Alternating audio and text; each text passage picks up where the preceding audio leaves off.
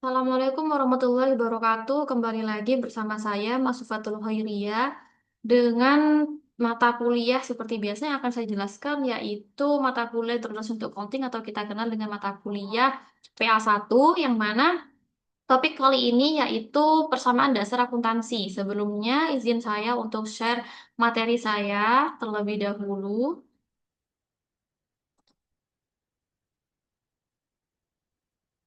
Oke, saya pikir ini sudah tampil ya, sudah jelas.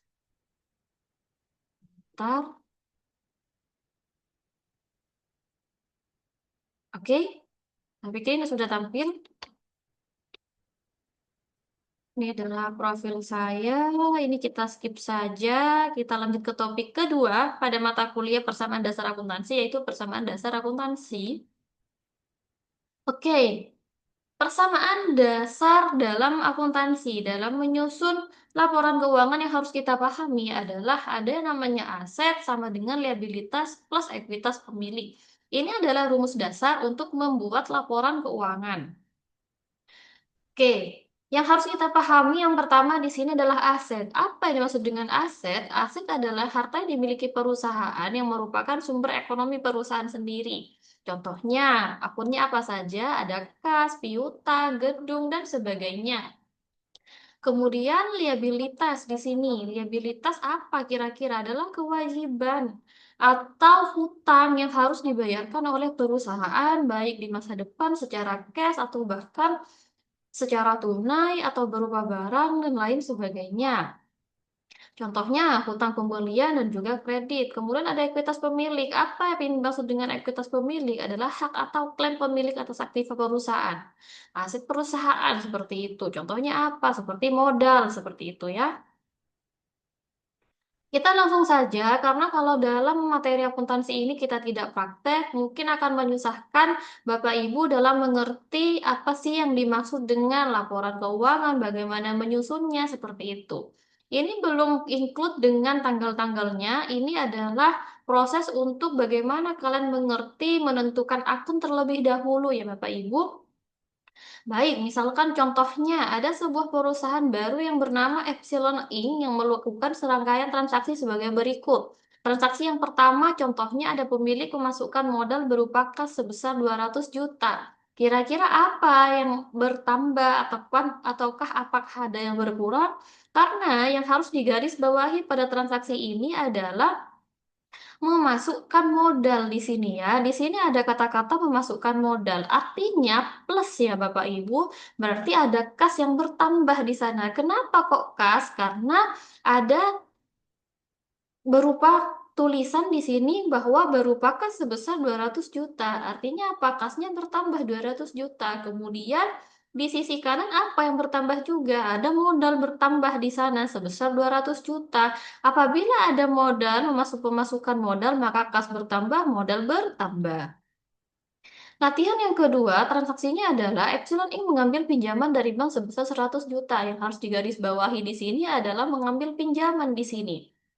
Maka apa yang terjadi adalah kasnya bertambah Bapak Ibu sebesar 100 juta, kemudian hutangnya bertambah 100 juta. Karena apa? Hutang perusahaan, apabila kita melakukan hutang atau berhutang kepada perusahaan lain, artinya apa? Artinya kewajiban kita bertambah, kewajiban yang harus kita bayarkan bertambah. Apa akunnya di kewajiban? Yaitu hutang bertambah, seperti itu.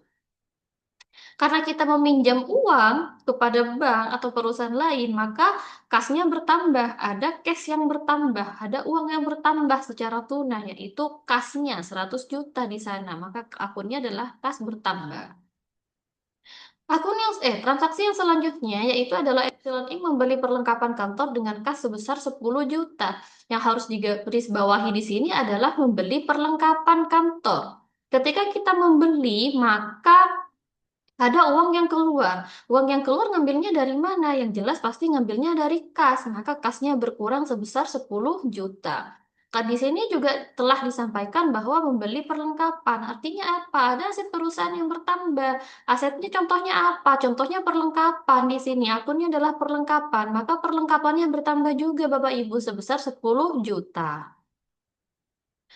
Selanjutnya, transaksinya yaitu Epsilon Inc. membayar gaji karyawan sebesar 20 juta. Yang harus digarisbawahi adalah membayar gaji karyawan. Ketika membayar gaji karyawan, otomatis ada uang juga yang keluar ya Bapak Ibu. Artinya apa? Artinya ada kas lagi yang berkurang sebesar 20 juta. Kemudian beban gaji berkurang yaitu 20 juta. Karena apa? Bebannya sudah mulai dibayarkan. Ada beban yang kurang seperti itu. Kemudian ada Epsilon Inc. mendapatkan pendapatan dari jasa sebesar 50 juta yang diterima secara tunai. Yang harus digarisbawahi di sini adalah mendapatkan pendapatan dari jasa. Mendapatkan pendapatan, kemudian yang harus digarisbawahi adalah diterima secara tunai. Artinya apa? Ada uang yang diterima secara tunai sebesar 50 juta. Masuknya kemana? Lagi-lagi masuknya ke kas bertambah 50 juta. Apabila pendapatan yang bertambah, maka modal pun juga bertambah di sana. Akunnya adalah modal seperti itu. Berapa? 50 juta juga. Seperti itu. Kemudian, Epsilon Inc. membayar hutang ke bank sebesar 50 juta. Yang harus digarisbawahi adalah apa? Membayar hutang di sini. Membayar hutangnya ke bank sebesar 50 juta. Artinya ada uang yang berkurang. Uangnya lagi-lagi ngambil di mana Bapak Ibu? Ngambilnya di kas. Maka kasnya berkurang 50 juta. Kemudian hutang ke bank juga berkurang sebesar 50 juta. Seperti itu. Selanjutnya, ada Epsilon Inc. membeli inventaris dengan kas sebesar 40 juta. Yang harus digarisbawahi adalah membeli inventaris di sana. Ketika kita melakukan pembelian, otomatis ada uang kita yang berkurang di sana. Ngambilnya dari mana? Lagi-lagi ngambilnya dari kas. Maka kasnya berkurang sebesar 40 juta dan inventaris ini sebagai aset perusahaan juga bertambah 40 juta. Karena kita membeli, maka ada barang yang bertambah atau ada inventaris yang bertambah sebesar 40 juta, seperti itu. Kemudian, Epsilon Inc. mendapatkan pendapatan dari penjualan barang seharga 70 juta, sebanyak 20 juta diterima secara tunai, dan sisanya merupakan piutang. Yang harus digarisbawahi adalah apa? Mendapatkan pendapatan yang seharusnya 70 juta. Sebanyak 20 jutanya diterima secara tunai, ingat 20 juta diterima secara tunai dan sisanya merupakan piutang. Nah, di sini ada akun tadi membahas tentang hutang. Kalau hutang itu adalah kita yang berhutang kepada perusahaan lain, sedangkan kalau piutang itu adalah kita yang memberikan hutang kepada orang lain, seperti itu.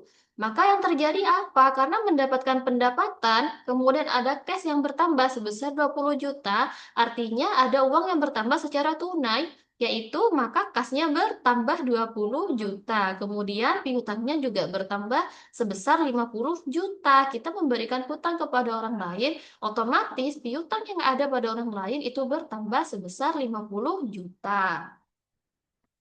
Selanjutnya, di sini ada Epsilon Inc. membayar sewa kantor sebesar 15 juta. Yang harus digarisbawahi adalah membayar sewa di sini. Ketika kita membayar, otomatis ada uang yang keluar. Maka uangnya ngambil dari mana? Lagi-lagi mengambil dari kas ya. Maka kasnya berkurang sebesar 15 juta. Dan beban sewa yang telah dibayarkan juga 15 juta. Artinya beban sewanya berkurang di sini ya. Kemudian di sini, Epsilon Inc. menerima pembayaran piutang dari pelanggan sebesar 30 juta. Nah, tadi di awal sebelum transaksi ini kan ada pendapatan yang harusnya 70 juta, ternyata sudah dibayarkan ini loh 30 juta, seperti itu.